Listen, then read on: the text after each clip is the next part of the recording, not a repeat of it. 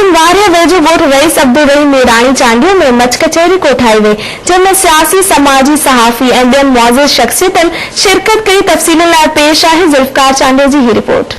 वारा बरसा ॻोठ रेस अब्दुल रहीम मीरानी चांडियो में हर साल जीअं हिन भेरे बि अली मुर्तज़ा चांडियो पारां मच कचहरी कोठाई वई। मच कचहरी में फनकार आशिक निज़ामानी समेत सिंध जे मशहूर सुगड़नि, सियासी, समाजी ऐं सहाफ़ियुनि वॾे अंग में शिरकत कई। मच कचहरी में सुगड़नि गुजारतूं, डोर ऐं बेत ॿुधाए ख़ूब दाद वसूल कयो। साह जनी सजणनि सां तन सिकायो आ साह, साह न खयूं सुख जो साड़े विधऊं साह, साह सदा सूरन में पियो सदका भरे साह, साह सिक सिक में उदासी थो साह। मच कचहरी में शरीक माण्हुनि आवाज़ न्यूज़ सां ॻाल्हाईंदे चयो त मच कचहरियूं कराइण जो मक़सदु सिंध जी सकाफ़त खे उजागर करणु आहे। अहिड़ो माहौल हुजणु घुरिजे। अॼुकल्ह जो जेको माहौल थी वियो आहे तमामु माना फॉरवर्ड थी वियो आहे। असांखे माना हिकिड़ो जीअं वॾनि जूं यादूं आहिनि, कचहरियूं अॻु में थींदियूं हुयूं, ॿुधंदा आहियूं, ओड़ियूं कचहरियूं जेको आहे क़ाइमु हुजणु खपनि।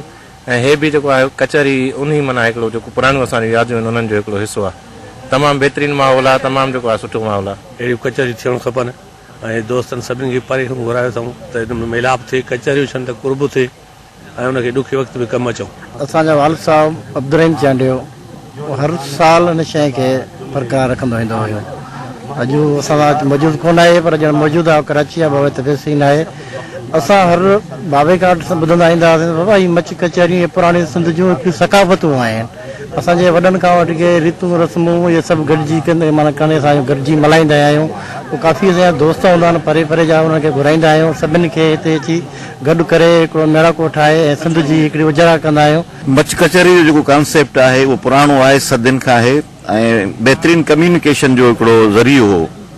ओताक में अक्सर उहे माण्हू वेहंदा हुआ जेके तजुर्बेकार पुराणा माण्हू, ऐं सिंध जूं जेके पुराणियूं सिन्फूं जेके हींअर तक़रीबन उहे ख़तम थी चुकियूं आहिनि, जिन में डोर, बैत, गुजारत ऐं असांजूं जेके ॿियूं अलाए केतिरियूं असांजूं जेके लोक जेके हुयूं सिन्फूं हुयूं उहे वरजाइजी न थियूं। नाम्यारे फनकार आशिक निज़ामानी ए चंद्र पिरी खां आ पुछी कलाम गायो त महफ़िल में शरीक थियल माण्हू झूमण ते मजबूर थी पिया।